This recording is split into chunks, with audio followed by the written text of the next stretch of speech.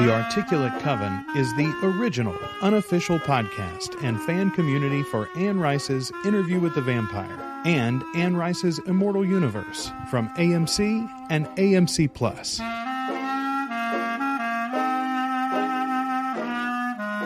Welcome to The Articulate Coven. We are the unofficial podcast and fan community for Anne Rice's Vampire Chronicles, Anne Rice's Mayfair Witches, and AMC's Immortal universe, which includes Interview with the Vampire, Mayfair Witches, and whatever else they throw our way soon. I am one of your hosts, Joel Sharpton, and I'm joined by... Ashley Wright-Eiler. Ashley, I'm so glad to be back with you. I am so happy to be back as well. And we've missed you guys. We've missed... our conversation's always going on our social media sites. We've got a really active Facebook group, so that's been super fun. But I think that we're all so excited to be getting back to it, and to have a premiere date is a really good feeling. It's been a really weird off season. You and I were expecting to take several weeks, maybe a couple of months off, and then the plan was we were going to come back pretty quickly. The pressure immediately got alleviated for us to come back at all, it felt like, because we went into strike season. The actors were on strike, the writers were on strike for a while, and now all of that has largely resolved, and all of these series have gone back into production. Interview with the Vampire especially got a... I loved what they did, by the way, and this has happened in past strikes as well. AMC just, what are the writers asking for? What are the actors asking for? Yeah, great, let's do that. We'll give it to them, yeah. Can we go back to work now? Oh, great. Yeah. All right. Awesome. And obviously AMC is a smaller company, and compared to the larger studios, they weren't even one of the studios that was actually in the negotiations. But obviously they are adherent to union rules. So the fact that they could work with the unions and figure something out and get back into production, obviously good for us. We do love a waiver. Right. I did. Well, and also we love our unions. So we weren't making episodes through all that.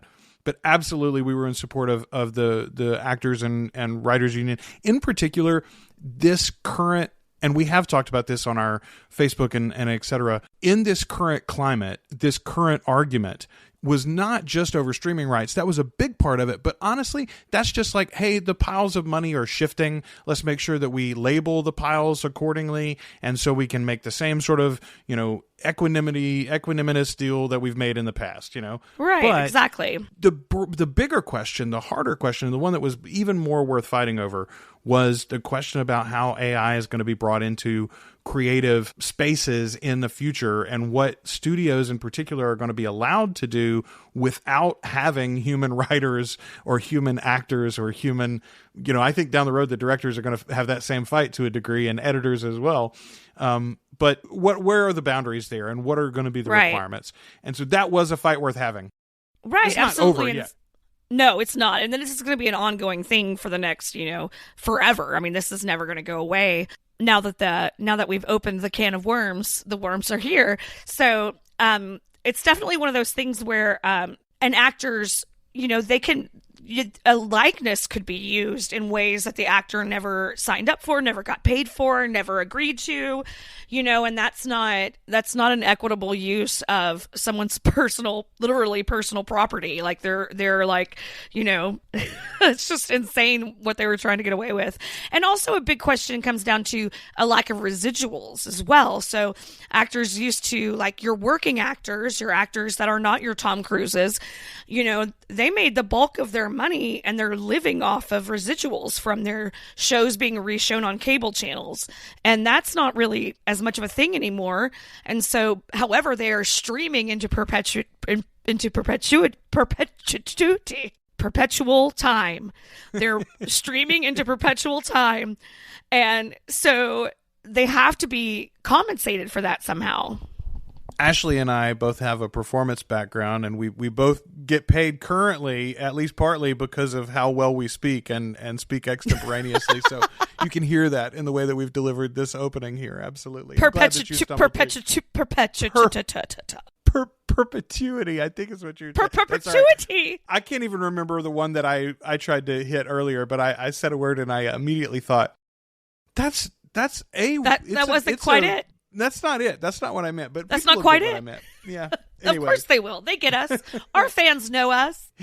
But here's what's awesome, though. Regardless of the way that all of that happened, we are now staring down the barrel of the second season. IWTV is going to be back on May 12th for season 2. And, of course, we will be there with every episode, just as we did for season 1. I want to give you a little glimpse right up to the top here of what you can expect from us. This episode, we're going to talk about that season 2 announcement. We're going to talk about the casting announcements that have come out recently. I think Ashley in particular has a lot to say about one of those. And then I want to talk a little bit about the trailers and the glimpses so far that we've seen into season 2 of Interview with the Vampire. We'll discuss that specifically. And then next episode, we're going to do a novel episode. We're going to talk about the Vampire Armand, which I think is going to play heavily into season 2. We've already covered Interview with the Vampire, the novel, The Vampire Lestat, Queen of the Damned, as well as Memnoch the Devil. Those have already been discussed in novel episodes previously. Go back and check them out. And if you're joining us for the first time, you haven't listened to our episodes before, especially if you're watching season 1 of Interview with the Vampire for the first time, I'd suggest not listening to these episodes. Go back and listen to our discussions of season 1 originally, because Ashley and I had not seen the full thing. We're not going to spoil anything for you. With these episodes moving forward, we're kind of going to assume you're caught up and you're thinking about season 2 just like we are. All right, Ashley, first and foremost, let's start with the first trailer that came out. So we got a glimpse of this, and I'm going to have links for these in the show notes. But that first trailer starts with the idea of introducing us to the Théâtre des Vampires, which, of course, we know is going to play a big role in the story of season 2. My question is, just how much of Eastern Europe are we going to get? The producers have teased us, the showrunners have teased us in the past that they do have some interesting stories to tell there, especially as our vampires are going to be wandering season 2 right right towards the end of World War II, I should say. So, yeah, I don't know. How quickly do you think we're going to get to Armand's story in season 2? I think they're going to have to tease it in some ways, and I wonder if we're going to get more of Armand and Daniel in the past than we get like in that past in the first interview time period, as opposed to the way past with Louis and Lestat and Armand and Claudia. So I wonder if kind of easing us into it, we get a little bit of that more recent past, and then we get more into it. So we haven't seen this in trailers yet that I'm aware of, and I went back and watched all the footage so far that's been released in actual video. I watched again right before we got on. I didn't see this, but in still images that AMC has released, and we've gotten a couple since the season 2 announcement, there's an image of Lestat and there's an image of Armand, both of which don't look like 1940s Europe. They both look like a much older presentation. And so the speculation in our Facebook group is, well, okay, we know that the Vampire Armand novel is going to figure into this because that was some of the required reading for the creative team for season 1. So already they knew that was going to be a part of it. I think we're going to see, if not all the way back to the very beginning of Armand's story, I do think we're going to see Armand and Lestat's story, quite a bit of it, which still won't be, and this is the thing I wanted to remind our fans, we have still yet to won't see. Be. It's not Lestat's version yet. It's not Lestat's story. Yep, absolutely. That's so fascinating to me that we might get a whole nother season where it feels like we're unpeeling the onion, only to find more layers beneath in another reveal like we had at the end of season 1. Speaking of the reveal at the end of season 1, we've got casting, Ashley, for the strangest. You pointed out the strangest character name ever. I was so... Real Rashid. Can you imagine? Real Rashid. You are cast in a role that is going to be so good for your career, and you're so excited, and you can finally tell people that you're in it, and they ask, who are you playing? And you have to say, I'm the real Rashid. I mean, my guess is that eventually, if Bally Gill, by the way, is the actor there from Slow Horses and Sherwood. I haven't watched Slow Horses, but everyone that I've talked to that has says that is a great adaptation of a good novel series on Apple TV Plus. But Bally is playing real Rashid. You would have had to have named him something, I suppose, because people would think, oh, they recast Rashid. Rashid's not, as we knew it in season 1, that's not Rashid's a real person. That was real. Rashid was a cover for our boy Armand. Well, as it turns out, he was specifically, again, the mind games that Armand was playing. We talked about this at the end of season 1 when we did find the reveal of who he was. Okay, great. You got to go back now and look at every one of his actions and think about what was his actual intention and why would he do it like this and who is he trying to fool and for what reason, et cetera, et cetera. Again, here, the fact that he pretended to be a specific person who now is going to be, and this is what I realized today, a very first trailer that was revealed for season 2, it opens with our 3 main characters, Eric Bogosian and Eric as Daniel, Armand, and Louis all sitting at the dinner table. And they're being served by real Rashid. I didn't know that. We hadn't heard that name when the trailer came out, but I recognize the actor now. It's real Rashid that serves him. And Daniel just goes straight into, where were we? Or where did we leave off? Right. Or whatever the first Absolutely. Line is. All Let's business. Let's get on with it. So what do you think, if anything, will be Rashid's importance? Do you, one of my big intrigues is how they're going to massage the origin of Armand to be able to tell as much of his story from the novel that we're going to get to discussing next week, while maintaining and honoring the seemingly Muslim heritage of this character, which is obviously different from the novels. I wonder if Rashid's not going to play a big part in that, if Rashid is not going to be part of Armand's backstory in some way. Oh, that could definitely be the case, or, Rashid could serve as a bit of a foil for, like a kind of a present day version of Marius and Armand, with Rashid being more the Armand character. It's somewhat enthralled and in love with Armand. Not exactly a servant, but which is exactly what he does to Daniel. Well, okay, so that would be a real messed up situation because Daniel, at least in our hopes, in our dreams, has already served that role for Armand in the past. Maybe had right. That's what I hope. 100% what I hope in my soul and heart is that that's how it's done, and we're not going to fuck with that. I mean, we're definitely fucking with that again, but if it didn't happen in the past, I'm going to be really, really bummed. You know what I mean? Because obviously I think it's going to tie into, he has an illness that's been revealed. Daniel has an illness that's been revealed to us. And so I feel like all that's going to tie into Daniel being pulled into the, immortal realm. I absolutely think there's something to that. I think you're right. But I want the past. I want that story in the past because I want to see that. Like, I think that is such a fucking great time period for it to be set in, for us to see all that, and like kind of fucking seedy and like big collars and shit. Everybody looks so good in their costumes. I'm just pumped. I'm pretty pumped too. And I think, okay, so they cast such a wonderful young actor to play young Daniel. We only got one scene in season 1. I guarantee, and we do know that he is back for season 2.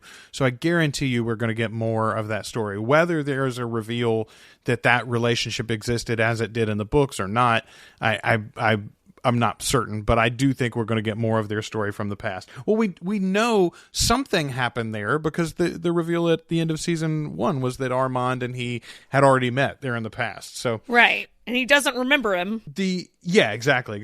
So this first trailer though, it is a lot about the theater. We meet Santiago and several of the other members of the theater. The big build-up is to the final drop of that trailer, though, as our new actress for Claudia asks, who is that handsome man on the wall? And Armand answers, our co-founder, Lestat de Lioncourt. And you see Louis' eyes in not shock, because obviously they've already seen the image. He'd seen it there, but like, oh no, what are we going to do now? That's sort of like the dum of the first trailer, which is then followed up, I think, very interestingly. And now, in retrospect, it makes sense why they would have chosen this scene. The first look at season 2 that they revealed, and again, this is a link in the show notes if you haven't seen this video. We got about a 3-minute scene as the Coven, or Armand's Coven, makes an attack on. It's not obvious now when I went back and watched this again. In my first, if you'd asked me a week ago, I would have told you this is exactly what it was. Oh, it's Nazi sympathizers in France that are being destroyed by Armand. I don't think there's anything in the trailer, in the footage that we saw, to immediately give that away. They do. Armand does make reference to them getting wealthy on the backs of their fellow countrymen or something like that. Right. But regardless, it seemed to me, at least in my first reading of this, that Armand is definitely playing this as if they are feeding off the evildoer. I wonder if that's going to be the firm rule for his coven that it is at different times in the books. And then the other thing that comes out of this is you get a lot of violence in the background as Santiago and Claudia and the rest of the Coven rush into the house to rip everybody to pieces. And on the outside, you get a very quiet conversation, some cute flirting, getting to know you stuff with Armand and Louis. But that all leads up to Armand saying, well, I thought I noticed a bit of dismay when I mentioned the name Lestat. And Louis goes, who? Again, like the one thing we know from this is that Louis is the worst liar in this Immortal universe. Yes, he is. And I mean, I think that's appropriate. Louis would be a shitty liar. He's not, I don't think Louis has much of a poker face as the sad sack of the vampire world. No, he wears his heart and emotions and all of his lies right out on his sleeve. Out on his sleeve. So the latest trailer is focused very much on Louis and includes more of Claudia, our new Claudia, as she is interrogating Louis a bit about who he is. If it weren't for me, if it weren't for him. And in the trailer, they make it seem as if very clearly she's discussing Lestat. I think probably in the series, we're going to find that she is thinking about Armand at that moment, and that's going to be, towards the time when she leads towards the creation of Madeline, who has been cast, by the way, in one of those new casting announcements. We have our Madeline, I think, and again, I haven't seen her in action, but just the look of her next to our new Claudia, yes, I think is going to be very, very nice on screen. Beautiful. It's another example of how, obviously, this Claudia is very different from book Claudia, but the relationship they're building there is a rhyme in some ways with the relationship that Claudia has with Madeline in the books. And I think that's beautiful to watch play out. It's like, just as we've seen with Claudia and Louis here in this series, it's not the same directly as Claudia and Louis in the book. It couldn't be. Claudia is older. She has more agency than she does in the novel.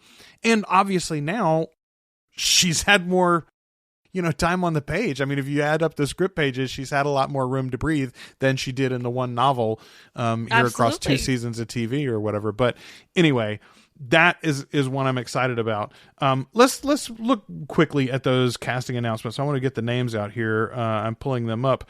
Roxanne Duran is our Madeline. She's previously been in The White Ribbon and Riviera. Leonard is going to be played by Costable. Last name's Costable. Who is this guy? I'm trying to find the first name. David Costable. Okay, so David was in Breaking Bad. He was in Billions. That's Dale Bedecker.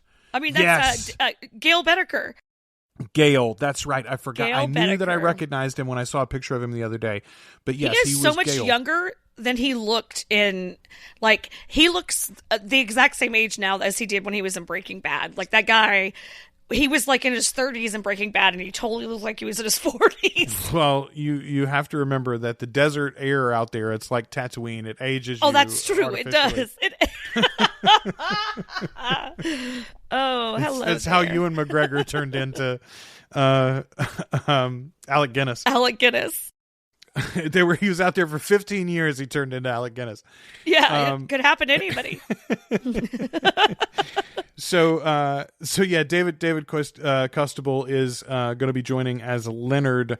I don't recognize Leonard as a character from the books. I don't either. We already know they've sort of tweaked some. It's also possible that they might be giving us one character but presenting them as another, just as they did with Rashid.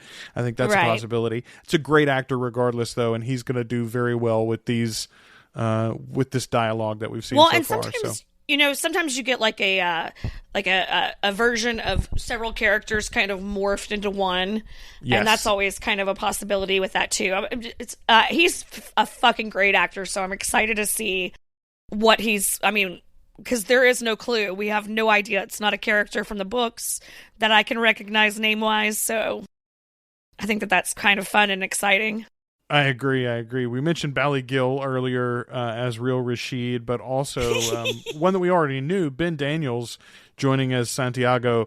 Santiago is such a tremendous shit in the novel and the movie, and so I'm very excited to see how he plays out here. He's so fun to hate. Like, that character is really fun to hate. Well, I think about what they did with the... who was their friend... Who was their human friend who they asked to help join Mardi Gras at the end of season 1? What was the guy's name? Tom something? Tom Anderson or whatever? Yeah. Yeah. Okay. So that's like... Tom Anderson, yeah, that's it. So it's a small character, but they wove that through the whole season, right? I wonder, that's what I think with any of these characters. I'm thinking if you can give that kind of depth and, witty retorts and interesting moments to a character like Santiago over the course of the season, they're going to make me love him. I'm a big fan of Ben Daniels anyway, so I think it's going to be hard for me not to enjoy Santiago's terribleness already.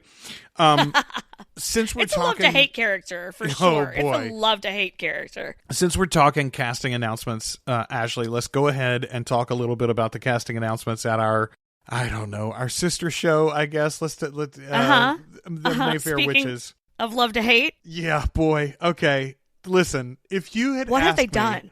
If you'd asked me a week ago, what could Mayfair do to get you even angrier about having to watch season 2? What in the fucking nightmare hell have they done? Okay, so let's talk about something good first. Thora Birch has joined the cast of season 2 of Mayfair Witches, and I was jacked up because once upon a time, as I was watching Thora Birch be amazing in some movie or another as a younger actress, I thought to myself, that would be a wonderful Mona Mayfair someday if anybody ever had the balls to make Lasher properly, right? Okay. Yeah, she really would have been. They're not. She's obviously not Mona. They've given her character name here. Let's see. Thora Birch is going to be Gifford Mayfair, a self-deprecating tarot reader and wannabe bohemian who lately spends a lot of time at her lake house. I don't believe Gifford is a character from the novels, although there are a hell of a lot of Mayfairs. So she's not. That name sounds familiar, though. That name does sound familiar. Our other young Mayfair is let's see, Gerald's. What is Gerald's first name? Where is it? Article. Alyssa Geralds. Here we go. Alyssa is from Fatal Attraction, the new, which by the way, you and I talked about that I think last season, that they did Fatal Attraction as premiere TV with God, I can't remember the two actors that but anyway, that's on Paramount, by the way, if you haven't seen it. I haven't watched it yet. I've heard it's pretty good, but apparently Alyssa was in that. She was also in Boo Bitch, which I am not familiar with, and This Is the Year. And Boo she's going to Bitch. join. Yes. She's going to join as a series regular. She's going to star as Moira Mayfair, Rowan Fielding's cousin, and a mind reader who blames the family and Lasher for the death of her sister, Tessa. So Tessa was what we considered as the Mona fake replacement. Out. Right. So I'm guessing Alyssa here is our Mona, but again, they're swapping names around. And so who the fuck knows? Listen. We've praised this at times on Interview with the Vampire because they have earned it. They have made changes to the source material. Absolutely. But so far, they have largely played out in interesting and exciting ways that are characters true. Yes. Yeah. characters aren't acting like they should. They're still behaving like themselves.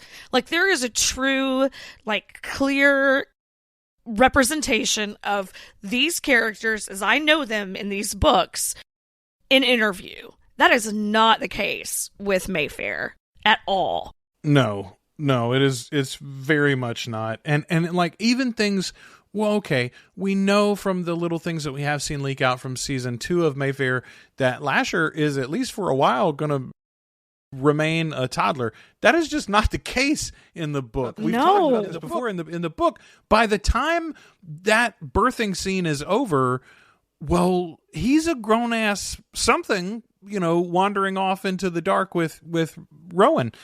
Anyway, they're way off the rails on that show, and so who knows where they're going to go. But there's 2 good actresses added to the cast. God bless them, and peace be. They dive into they go into this.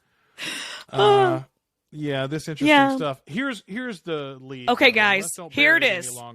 Here it is. Ted Levine.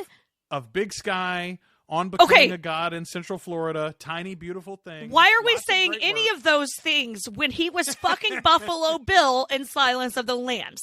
That man could play Jesus Christ himself, and 100% of the time, I would think, there's Buffalo Bill dressed up like Jesus Christ. Listen, I did think to myself, there is one thing that Ted Levine and Uncle Julian, who he's playing, by the way. He's playing fucking Julian! Julian what Mayfair, ladies and gentlemen. The one male scion of the Mayfair family. And it's Uncle Julian is fucking Buffalo Bill. They do have one thing in common, though. I could absolutely see, it's not a scene from the books, but I could absolutely see Uncle Julian standing in the mirror, butt-ass naked, saying to himself and anyone else who listens, would you fuck me? I'd fuck me. God. Julian did like to cross-dress as well. Julian enjoyed a little cross-dressing experience. And not only like to cross-dress, but would literally cross-dress with his daughter and go out with her as the male and he as the female. Like, he had many same-sex relationships. Julian's is a great story. He's got all sorts of wonderful things that this show could dive into. You and I even discussed, boy, what if they hard rebooted the series, or soft rebooted it, I guess, by just making a new show that focused on Julian and Mary Beth and did like that time period and just went from there. No, they're not going to do that. Look, listen, here's the thing. This man could do something exceptional here. If he's great, then I may not look at him and think about him wearing a skin suit. But until that happens, I can only look at that man and think, was she a big fat person?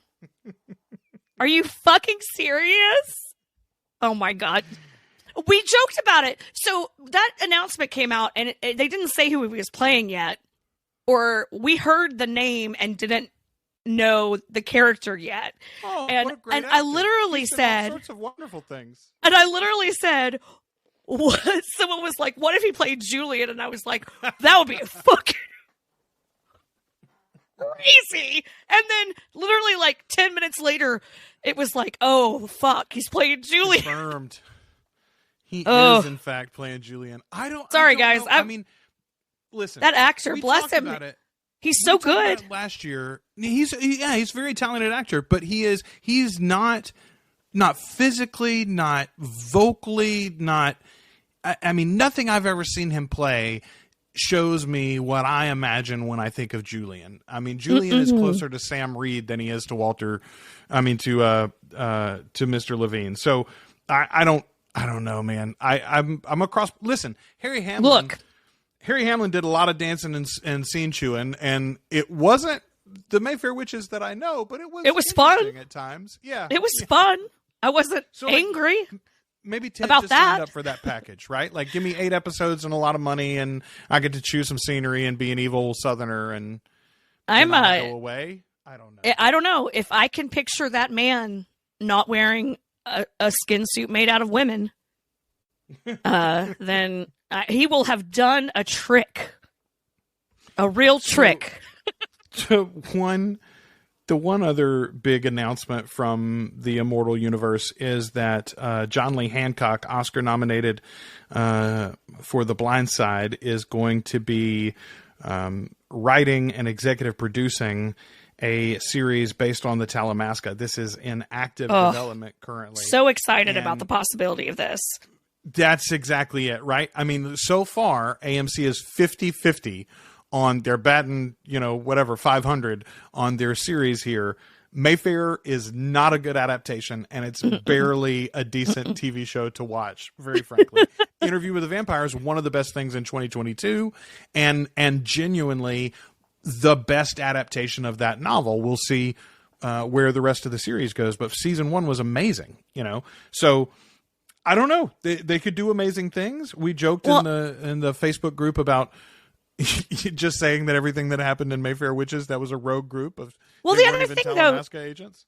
Right. The other thing too is that's not like the home office, that's like a fucking little branch in New Orleans. Like I like the idea of still getting the Talamasca as we know it. David Talbot, that's another way we could get David Talbot back as a character, that has just been, it's too important of a character to have just, and Adam and Aaron Leitner, who I love. I fucking love Aaron. So like that idea of having those characters maybe be introduced through that series is kind of exciting for me. I mean, I do wonder, how are you going to set that series up as its own thing without having either one of those characters, if not both of them, as mains? I mean, maybe they're not your protagonist, right? Maybe you want a younger... I mean, I think about Mahari's granddaughter from the interview, from Queen of the Damned. She could come in and be your entry character as a new member Jessie. of the Talamasca. Jessie, yes, sorry. Yeah. Could come in and be a new entry character or something like that. And that way you get to explain the world and the rules and whatever. A character like that, fine. Make that your protagonist so you can cast another young, attractive person.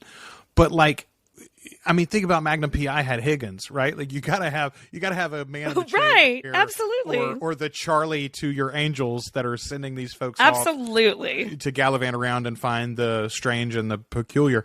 I do think, boy, wouldn't it be cool if you did a Talamasca series and used it? You and I were talking off air before we started recording about the Midnight Society over on Netflix and how that was sort of a way to get into several of Christopher Pike's books. Same thing with Fall of the House of Usher, is like several of the Poe stories basically adapted along the course of that series. Same thing here with Talamasca. You could go through and do things like, for instance, do a whole season and tell the story of the Jinn from Servant of the Bones. Right. There's so many things you can do. You can do some of the past of the or you can do the past of the Mayfair Witches in that. Like if they're not going to utilize that storyline, that is the fucking best part of the witching hour, then please, by God, do it over here in this series so that we can get that, because that's the fucking best part of the witching hour, hands down, without a doubt. I mean, I know we're into Lasher now, but as we're going into the second season of Mayfair, we're clearly moving right into Lasher, but I just think that's the richness in all of those stories are so great. It would be a bummer to waste them. It absolutely would be. The other thing that it makes me think about is not so much the end of the series, but the first few years of Agents of S.H.I.E.L.D. on ABC. Yes! Where everything that happened in the movies was responded to and connected and deepened, and yes, this was tied to this other thing. And I fucking love that show.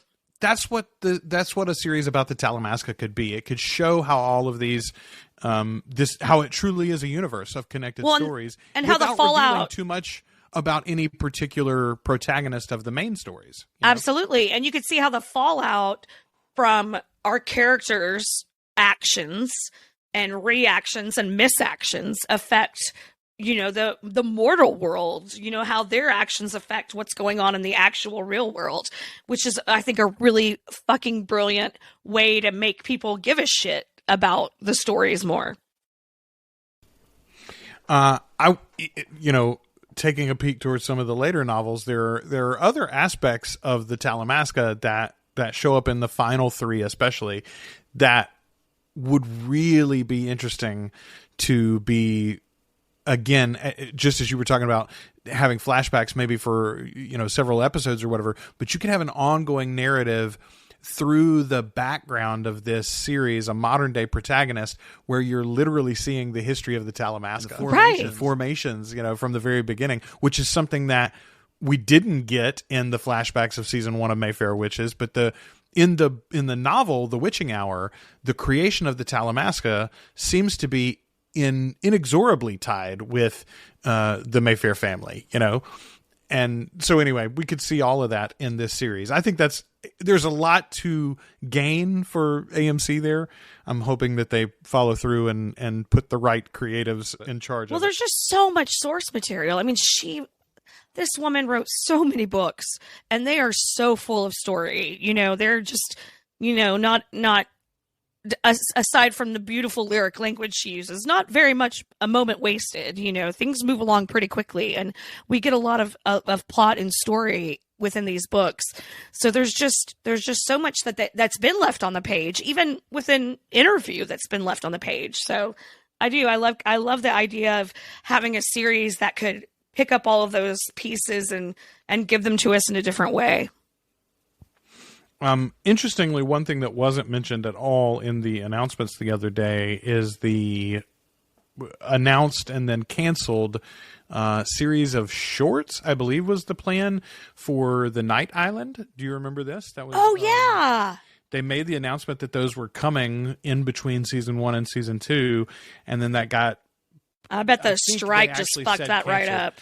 I think they said it was actually canceled during the strike. I wondered if it might not be if it wouldn't be revived now that everything is back up and running clearly, but seemingly not. I wonder if some of those storylines were maybe rolled into some of the things that they'll do for season 2 and maybe the Talamasca series, for instance, like that. Well, and it could be something they pick up again later too. Yes. That's not, the timing's not quite right. AMC's been going through it with financially up and down and all around. I think that their streaming services have really, really started to kick up and make them some good money. I think the partnership they've done with HBO has been really good for them. But I'm sure they're probably trying to make sure that the things that they've got that are working keep working. And I mean, I know we're not fans, but Mayfair, they're pushing Mayfair really hard. Like, they've been really pushing Mayfair during the off season far more than they were pushing Interview. Well, the numbers were good for season 1 of Mayfair. And if you go and look, I mean, you and I talked about this a little bit, I think, even in our coverage of season 1. The fact of the matter is, the main storyline of Interview with the Vampire being a same-sex relationship between, two beautiful men is so beautiful. It's challenging for mainstream, big-time premiere TV. And you would think, well, we did like 6 years of Game of Thrones with a brother and a sister screw, and who cares? Well, right. I'm telling you, some people do. And there just wasn't that particular hang-up in the Mayfair series. Meanwhile, the Mayfair series offered a little bit more, quote-unquote, normal supernatural TV tropes, right? I think. Kind of a match, like witchy magic, like that's kind of what people. It's a very easy. It's easier to accept witches than like vampires and werewolves, I think, for adults. You know what I mean? And as preposterous as the plot was, as it was laid out or whatever, the progression of that narrative was very straightforward and doesn't really require in any way like knowledge or honestly, it rewards not having any affection for those characters before you meet them in the series, I suppose. Oh, you're very well served by not having read that book. I think that's something they were counting on, was that like, that's a really thick book. I bet not a lot of people have read it. I bet everybody owns that one, and they've gotten through 4 chapters, and they were like, I thought there were witches in this.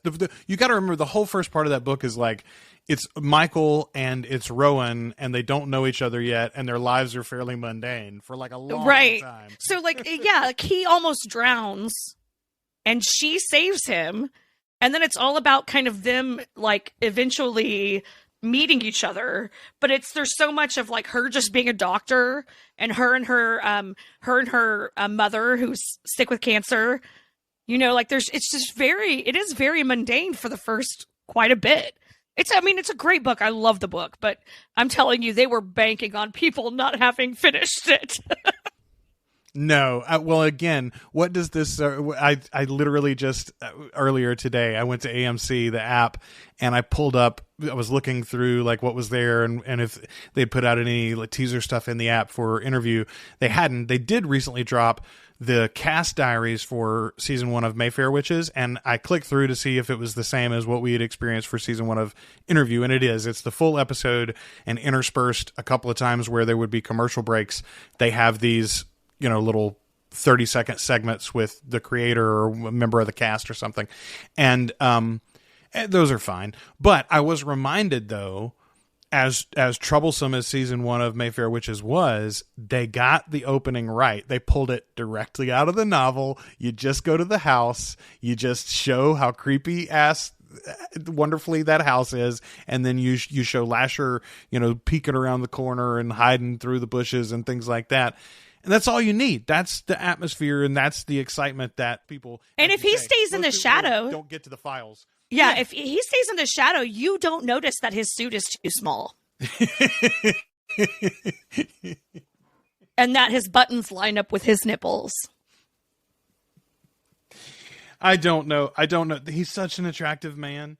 He is. He is the cup of yum. How did they fuck that up? I have no idea. I have no idea, but it starts with the hair and it ends with the jacket. And the combination there of the terrible hair and costume. And the double-breasted suit jacket. Ugh. By the way, neither one of us are impugning either the hairstylists or the costume designers, because I guarantee you they were given this directive. These were not choices made. Otherwise, he would not look like that.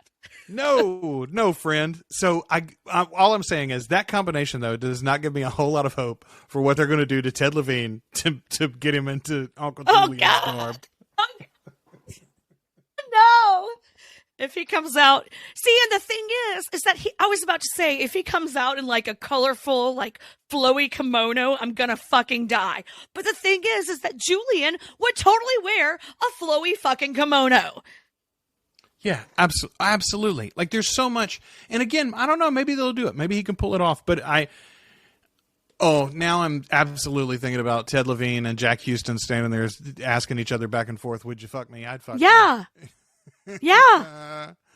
Okay. Well, all right. We're in for it, Joel. We're in for it. We're going to get the good series, though, before we get the not good ones. So we're okay, guys. There's so much fine. Out of us. It's fine.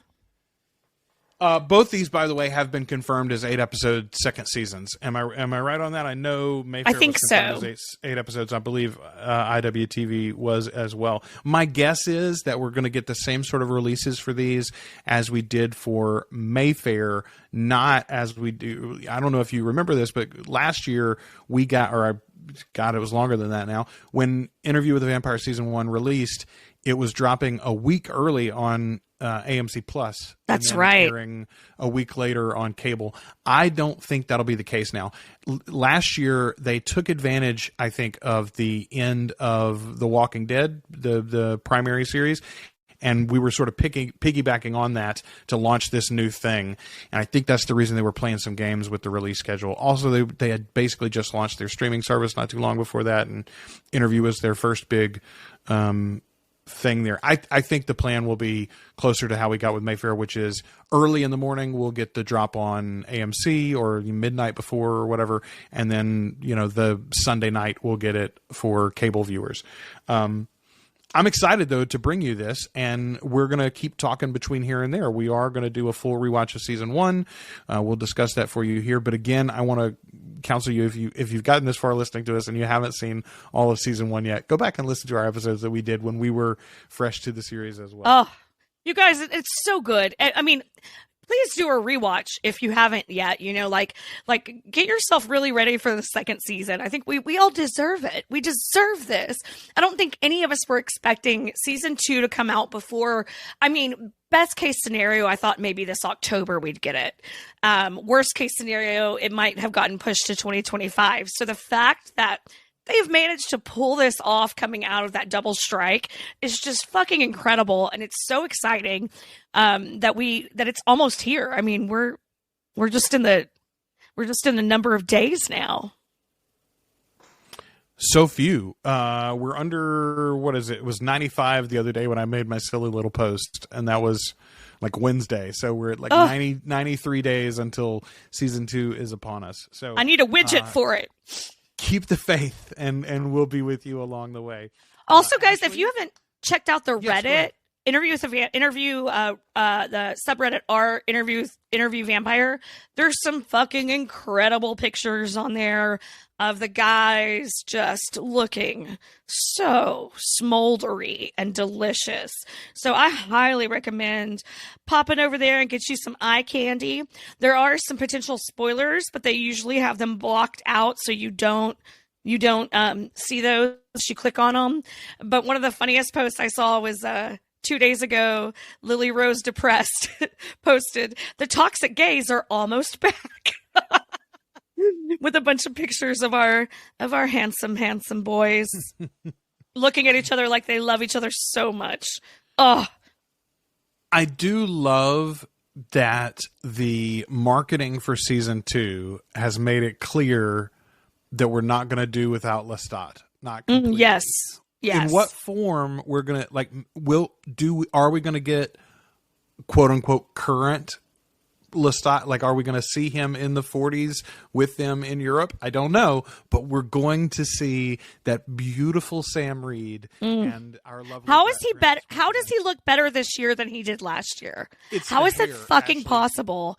He is so incredible now. There are no extensions. There's no. It's fully grown into a mane, and the beauty of it is they're paying that young man enough, hopefully, to maintain that beautiful locks. Please and thank you. On out. Just live permanently in Lestat if you want to for the next few years, sir. We'd all appreciate it. I mean, we'll call you that in the off season if you want. I don't give a shit. I'll call that man just about anything he wants me to call him. As a matter of fact, don't call me late. Call me whenever. Yeah. Call me. Hall pass. That's what I'll call him. Anyway, we are going to be back soon with an episode discussing the Vampire Armand, the novel. And, well, I'm not going to call it my favorite novel, Ashley, but it is a novel. It's a novel that we read. We read it. He's such a little shit. Armand is just such a little shit. He is a shit, but I got to tell you, I think there are some things that were exposed in this novel, or at least this reread for me, about our beloved dame, Anne Rice. We're going to discuss that in the next episode, too. I want to talk about some of her particular peccadillos. Yeah, we got a lot to unpack with that one. Yikes. That's right. All right, until then, we have been your hosts. I'm Joel. I'm Ashley.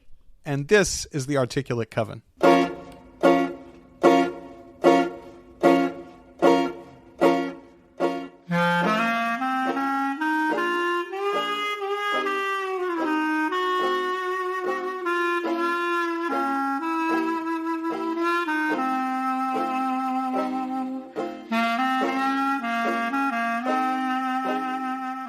Thanks for listening to the Articulate Coven. You can join our community on Facebook by following the links in the show notes or searching for Articulate Coven on Facebook. You can subscribe to the show in Apple Podcasts, Spotify, Google Podcasts, or at articulatecoven.com. And share us with your Anne Rice loving friends.